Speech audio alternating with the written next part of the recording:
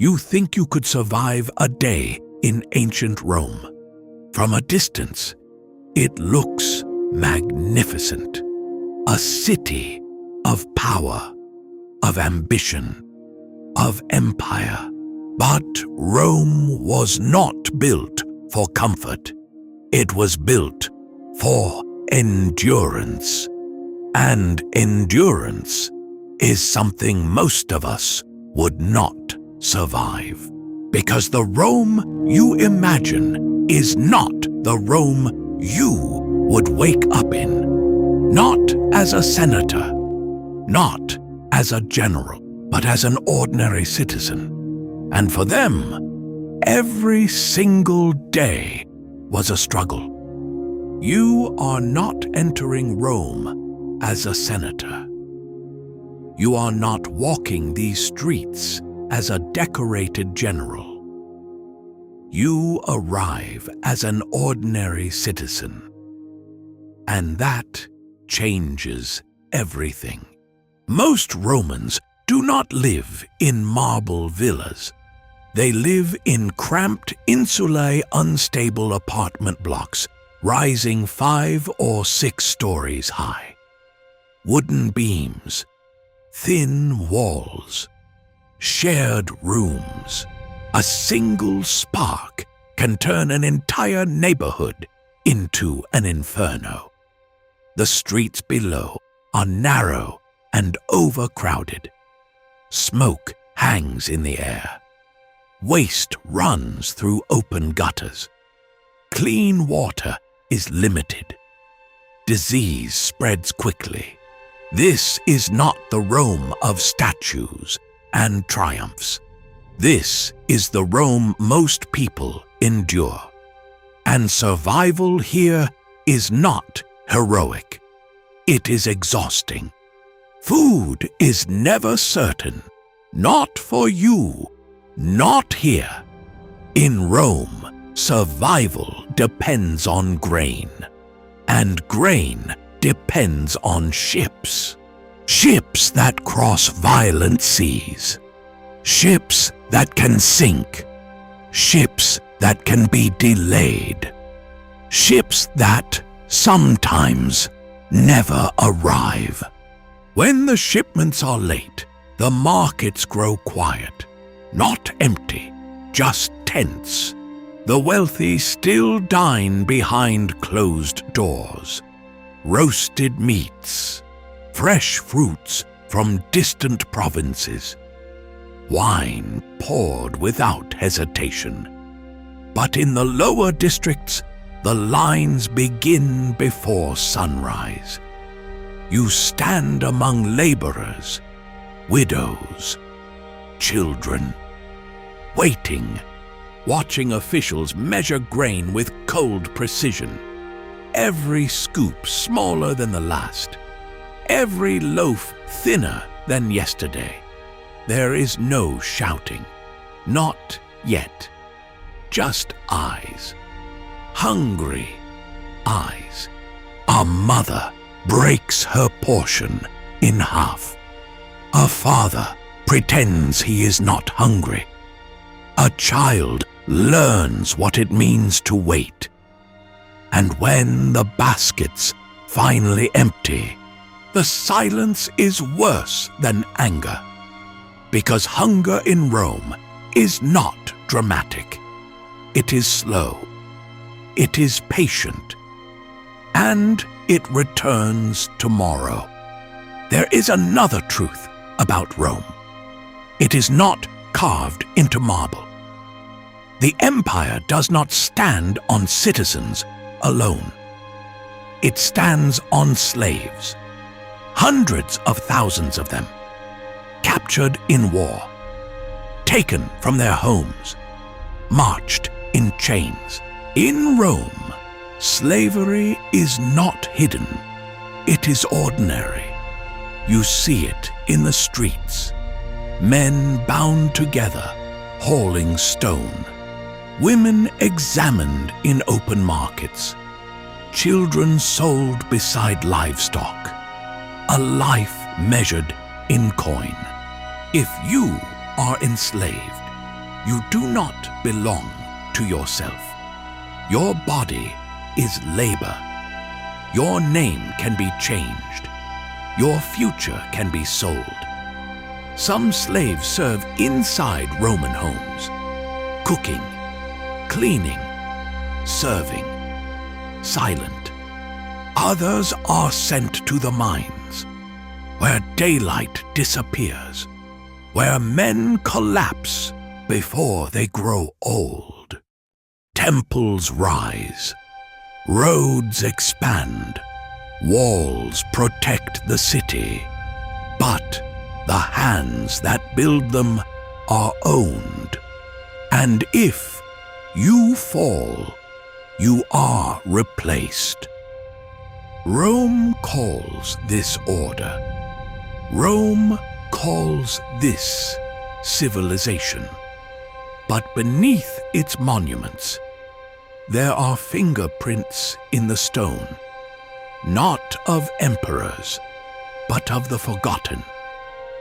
There is one place in Rome where everything becomes clear. The amphitheater, what you call the Colosseum. Here, violence is not hidden. It is celebrated. You move with a crowd at dawn. 50,000 citizens filling the stone seats, vendors shouting, soldiers watching, the emperor above and below the sand. Gladiators step forward, not heroes, not villains, just men trying to survive another day.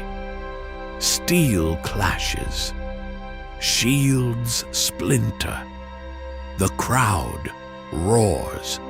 When one falls, all eyes turn upward. A gesture decides his fate. Life reduced to a signal. But the games do not end there. Animals are released. Lions, leopards, beasts dragged across the empire. And sometimes the condemned enter unarmed. Punishment becomes spectacle. Execution becomes applause. You stand among thousands cheering for blood. And slowly, something shifts inside you. Because in Rome, violence is not chaos. It is policy. Bread keeps the people fed. Blood keeps them distracted. And as the sand is smoothed again, you understand. In this city, even death is entertainment. It starts small, a spark, a dropped lamp, a kitchen flame that spreads too quickly. In Rome, fire does not need permission. Wooden beams, dry staircases, narrow corridors stacked 5 stories high. One scream is all it takes. Smoke fills the hallway before you understand what is happening. Someone shouts. Someone pushes. The streets below are too tight, too crowded, too full of carts and bodies. Flames leap from balcony to balcony, roof to roof. The wind does the rest. There is no organized evacuation, no sirens, no firefighters as you know them. Only neighbors forming desperate lines with buckets. Only soldiers trying to keep order. Only panic spreading faster than the fire itself. You run, but where? Every direction glows orange. Ash falls like snow. Children cry in the smoke. People abandon everything they own. Because in Rome, property can be rebuilt. Lives cannot. And as night falls, the skyline burns. You stand on a hill outside the city, watching the empire's capital devoured by its own light. And you realize in Rome, even survival depends on luck. The flames fade, the smoke lifts, the screaming stops, and Rome remains, not untouched, not innocent, but standing. That is the true power of this empire. It survives the fire. It survives the hunger. It survives the blood in the sand. Because Rome was never just marble. It was systems. Roads stretching farther than any army could march. Aqueducts carrying water across impossible distances. Written law replacing chaos with structure. Citizenship turning identity into influence. Rome understood something most civilizations never fully grasp. Power is not only force, it is organization. And organization outlives individuals. People suffer. The system continues. But here is the question we rarely ask. If you had lived here, not as a senator, not as a general, not protected by wealth, but as yourself, would you have survived 24 hours? Or would Rome have moved on without you? Because when we look at ancient Rome, we are not just looking backward. We are looking at a mirror. Massive cities, political spectacle, economic inequality, public distraction, structures that feel permanent, empires that believe they cannot fall. Rome did not collapse in a single night. It weakened slowly, internally, quietly, from within. And that is the final lesson. No empire breaks from the outside first. It fractures on the inside. Remember this. Rome believed it would last forever.